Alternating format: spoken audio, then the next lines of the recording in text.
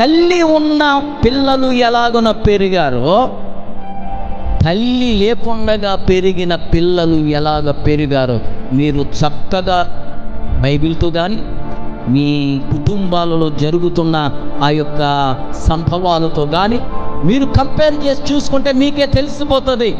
ఒక తల్లి ఉన్న బిడ్డ వేళకు వాడికి తిండి దొరుకుతుంది,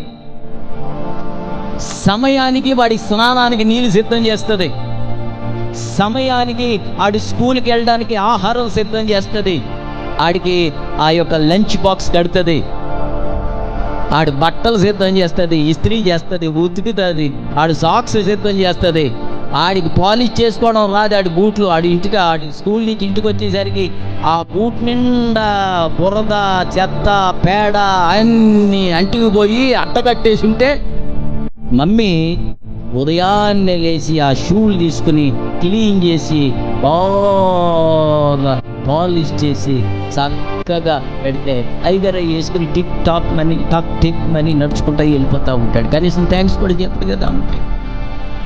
అది అమ్మ బాధ్యత. నా కొడుకు నాకు థ్యాంక్స్ చెప్పకుండా వెళ్ళిపోయాడు దరిద్రుడు అని అనుకోదు. అమ్మ నా కొడుకు ఎంత చక్కగా అయ్యబాబు వీడి హీరోలాగా వెళ్ళిపోతున్నాడు అని చెప్పి సంతోషం. తల్లి స్వభావం. తల్లి లేకుండా ఒక తండ్రి మిగిలిపోయి ఉన్నాడు అనుకోండి, ఆడే అన్నం పెట్టాలి, ఆడే స్నానం చేయించాలి, ఆడే పెంచాలి, ఆడే ఆహారం ఉండాలి. బ్రతుకు పిల్లల బ్రతుకు అతలకుతలమైపోతుంది తల్లి లేని కుటుంబాలు. తల్లి కుటుంబానికి చాలా అవసరం. తల్లి అవసరంగా చాలా మంది తండ్రులు పట్టించుకోరు. అసలు తల్లుల యొక్క విలువ కుటుంబాల్లో చాలా ఎక్కువగా ఉంటుంది, చాలా ఎక్కువగా ఉంటుంది.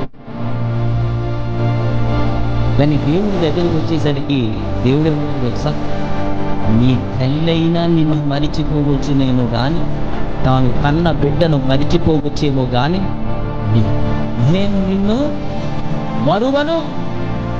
నేను నిన్ను మరువను అంటే మరిచే ప్రసక్తే లేదు.